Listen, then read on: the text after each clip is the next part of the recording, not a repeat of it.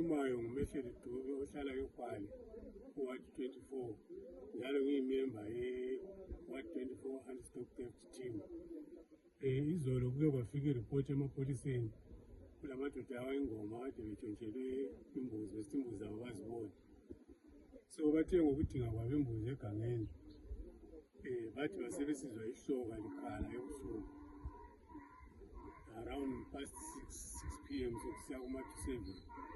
Bathi befika laphana bathola kulabantu abayi-4 sebebulela inkomo eziyi-5 bezihlinza laphana. Abantu bakhona babaleka bathi bakwazile ukuthi ngobani babamba oyedwa. Sithe samapholisa sesifonele laphana ukuthi sihambe sincedisana labo what we usually do. Safica oyi-1 into kade bembambile kuthiwa sephulukile laye wabaleka.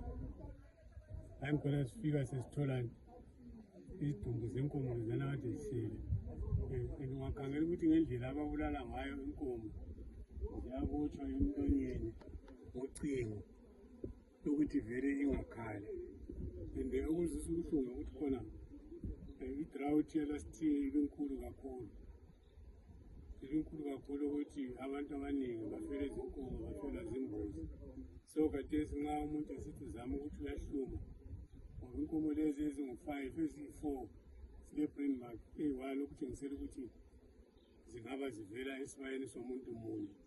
Then lokunye okulijongozi nabantu ngokuthi kade ukuhamba lazo yikho okwenziwe kwawo kwesi-5 kade kulensimbi etshiyane lezinye lophawu lwakhona.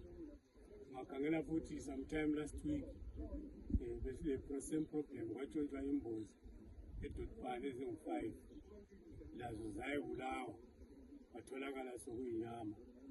Besicela ukuthi maybe makuthiwa abaphathi bezigaba bangenela basincedise ngoba abantu sesihlala sisevalweni ukuthi nxa inkomo ziphuma ngokwini ungasakwazi ukuthi khona zizaphenduka kumbe azoze ziphenduke. Besicela ukuthi uhulumende uyasisiza khonapho abantu laba nxa bengatholakala begwetshwe at least abantu basale betshaya ngumoya. Ngoba inyama yakhona yona le inkomo zakhona eziyi-5 and bekuleyinye akathi levele ekhitshe kade sebeyikhipha ithole ukuthi it's a big loss kakhulu.